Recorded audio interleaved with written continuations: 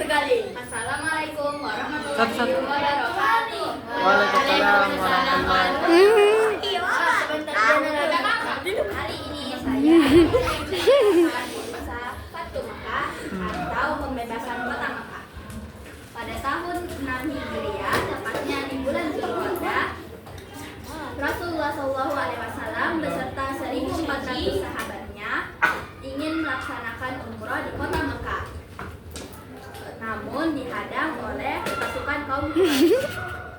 Tepatnya di wilayah Hudaybiyah, 22 km dari Mekah.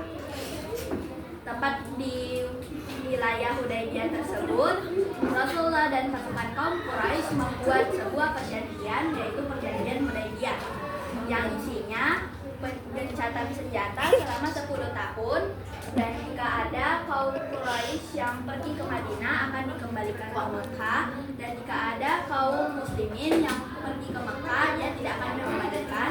Dan yang satu lagi yaitu kaum Quraisy dan suku-suku di Arab boleh memilih menjadi pendukung kaum Quraisy atau kaum muslimin. Tepat setelah perjanjian Hudaybiyah dibuat, suatu hari ada dua bani, yaitu Bani Huda'ah dan Bani Bakar. Bani Huda'ah dan Bani Bakar ini sudah lama bermusuhan. Akhirnya Bani Bakar dan Bani Huda'ah ini memilih antara kaum Quraisy dan kaum muslimin. Bani Bakar memilih kaum Quraisy dan Bani Huda'ah memilih kaum muslimin. Nah, suatu hari perjanjian Hudaybiyah ini dilanggar oleh Bani Bakar dan kaum Quraisy. Akhirnya Rasulullah pun terdengarlah kabar dilanggarnya perjanjian Hudaybiyah ini sampai ke telinga Rasulullah SAW. Rasulullah SAW yang mengetahui hal tersebut tidak menerima perbuatan kaum Quraisy. Lalu diutusnya Abu Sufyan untuk melakukan diplomasi agar Rasulullah mau memaafkan perbuatan mereka. Namun lagi-lagi ditolak. Lalu Abu Sufyan pergi ke sahabat Nabi.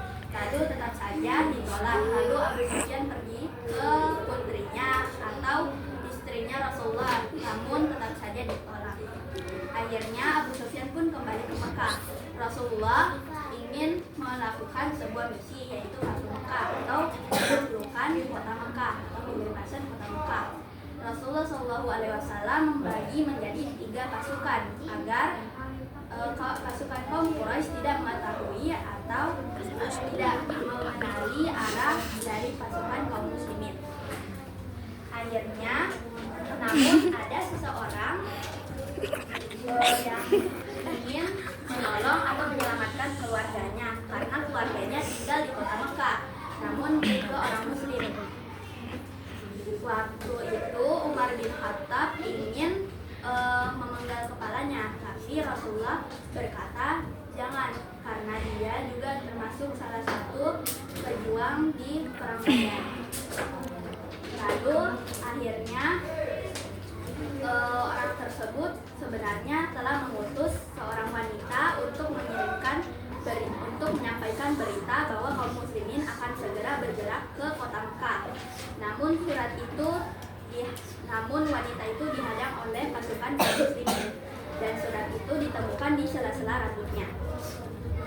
Selanjutnya kaum muslimin pun bergerak ke kota Mekah. Waktu itu Abu Sufyan dan pasukan kaum Quraisy melihat jumlah pasukan kaum muslimin yang sangat banyak, yaitu 10.000 orang. Melihat banyaknya pasukan kaum muslimin, akhirnya para pemimpin kaum Quraisy dan orang-orang di kota Mekah hanya bisa pasrah. Nah, tapi Nabi Muhammad SAW tidak menghukumnya dengan hukuman yang sangat berat, karena Nabi Muhammad SAW mengatakan bahwa hari ini adalah hari kasih sayang. Akhirnya Fatu Mekah berakhir tanpa adanya kekerasan sedikit pun. Isi Fatu Mekah ini pun pun berakhir pada tanggal 17 Ramadan pada tahun 17 tepatnya di bulan Ramadan.